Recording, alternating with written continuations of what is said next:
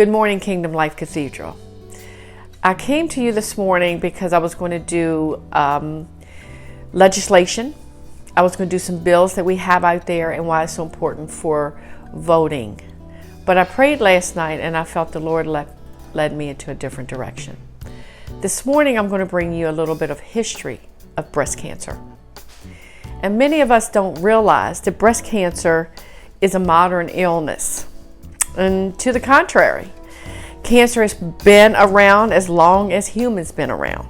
Skeleton remains of a 2,700-year-old Russian king and a 2,200-year-old Egyptian mummy have been both diagnosed with prostate cancer. And breast cancer can also be traced back to ancient Egypt, as long as early recorded case described 3,700 years ago. So this is not new, nor is it old to us. And it's always been a saying that nothing's new underneath the sun, well, neither is breast cancer. They have done research, they have dug up mummies and found traces of breast cancer goes way back. And you probably heard people remarking how there seem to be more cases of cancer B. Yes, cancer is on the rise. It's very hard to tell whether breast cancer is actually more common in today's society, but we have much better diagnosis capabilities today, so more cases are identified. And the reason why I say that is because if you go 3,700 years ago, they weren't diagnosed. They didn't know what it was. They couldn't figure out what's wrong with them. And cancer, they were sick, but they didn't talk about it because they didn't understand it. So more women are breast aware today than what they used to be. Likely to perform more breast cancer surgeries today, which is a routine clinical statement today. But up until the 19th century, people died younger. Breast cancer develops more amongst older women expectancy than younger ones. I was in my 30s when I first found out about breast cancer. And then 6 years later, got diagnosed again with breast cancer. And then 12 years later, got diagnosed with thyroid cancer. So it happens. And I see more today in 80-year-old women, 70-year-old women with breast cancer. But throughout the ages, nobody had really been sure what caused breast cancer. Some of the earliest theories have long since fallen off the wayside. The ancient Greeks used to say it was body humors, which body humors are fluids, especially black bile. Black bile is, they thought that was for the cause of breast cancer. And the black bile was just a system medicine detailing the makeup of working of the human body. It's fluid in the body. So that's what they thought, that's what was causing it, but it wasn't. And in the many other historic theories do still influence modern thought today. They thought breast cancer was a myth back in the 17th and 18th century. Lots of possible cause of breast cancer. They thought it was physical injury to the breast. They thought it was blockage to the lymph nodes. They thought it was curdled milk left in the ducts. They had no idea. By the 19th century, the hopelessness of not knowing gave rise to a wave of psychologists. Bizarre suggestions. They thought breast cancer was simply the fear of cancer. So it's amazing how this goes way back. It wasn't until the 20th century when the discovery of DNA, the scientists could finally found breast cancer actually exists. You know, I was talking to someone, when you look back on 3,000 years ago, that Jesus walked the earth. His father died, Joseph, but it was never known what he died of. He was sick, but what was he sick of? Could have been cancer of some type. That's how far we go back with cancer. And then there was common treatments back in the early ancient remedies, what they call it. The ancient Greeks used to say purging of humors. And then the Greeks and the Egyptians used to pray and rites to the gods, their gods. They used castor oil. They used sulfur. They used salves and balms. They used arsenic. And the first modern breast cancer treatments wasn't until almost the 19th century. And scientists began to establish a relationship between breast cancer and genes. Surgeons started viewing breast cancer as localized disease in just one area. Both of these theories meant shifting away from beliefs about breast cancer relating to psychology, body psychology. It now meant that breast cancer could be treated by isolating specific cells through the treatment known today as the mastectomies, by removing of the breast.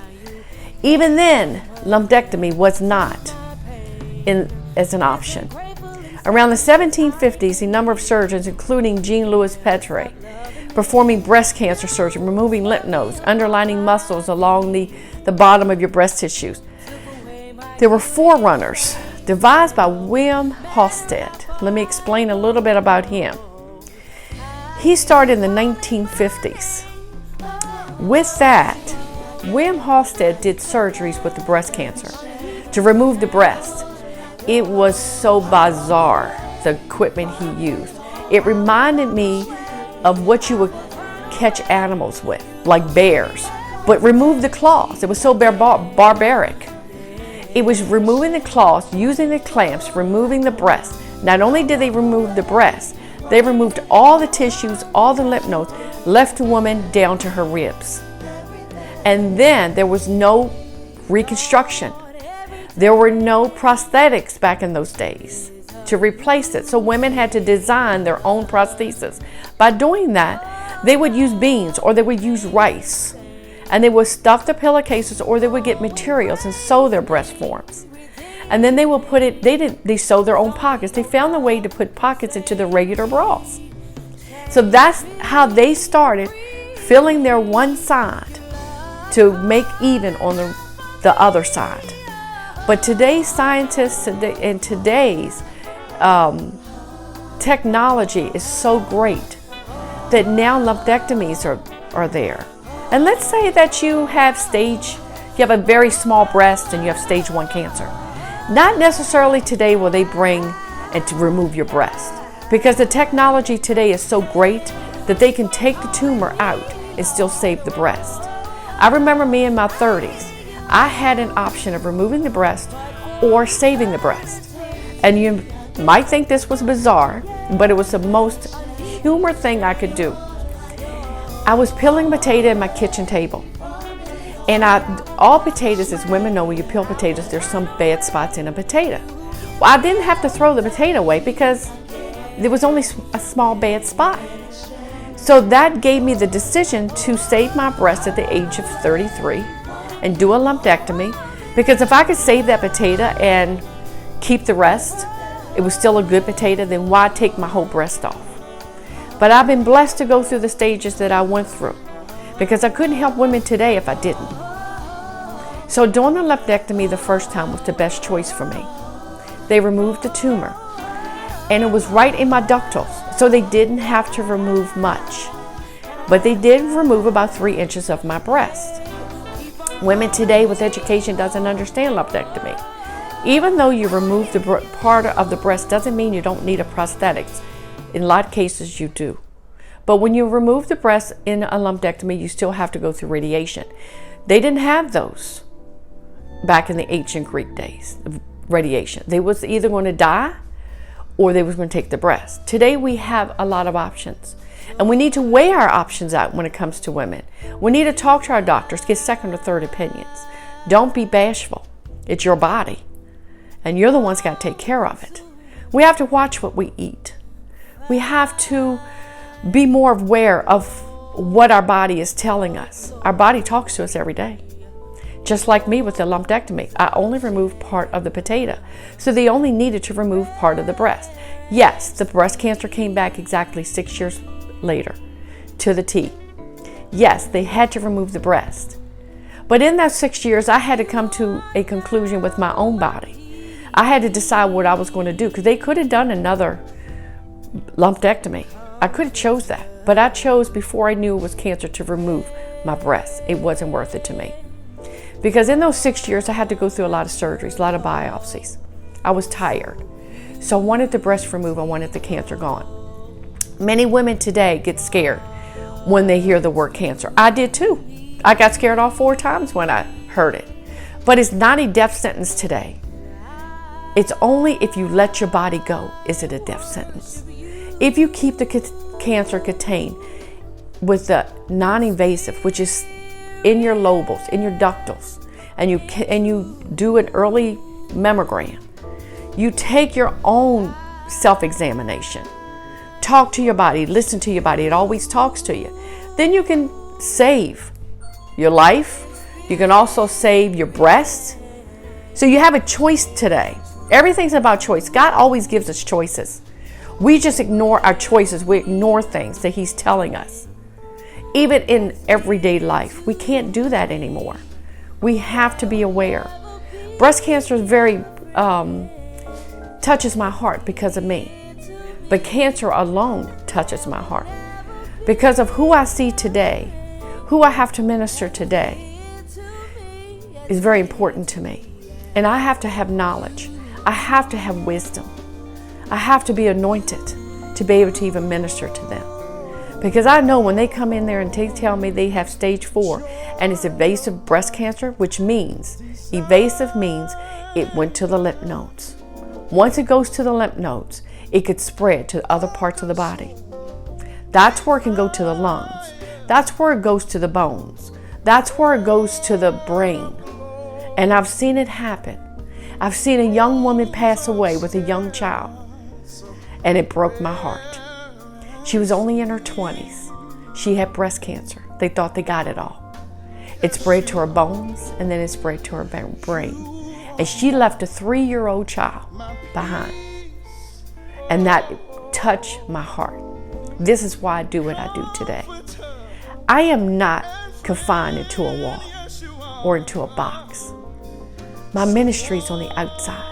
My ministry is to touch everybody I know about breast cancer, and whoever's willing to listen to me, and whoever wants to not pass me by and get information. I have women today who don't even want to talk about it. I have women today who comes in, sits and cries right in my office. But you know, I also heard a woman just yesterday in my office said, I never thought about it. I never really bothered with it because I didn't have cancer, so why be involved? Why even think about it? Everybody, men and women, has cancer cells in their bodies. Just take something to connect it or agitate it or start it growing. But everybody, whether you have cancer or no cancer, needs to know about cancer, because you never know who you might run across. You can't do full ministry without knowing everything, because you can't do healing ministry without understanding how to heal and what they're needing. So I thank you for this time. And meet me outside and get some more pamphlets after service.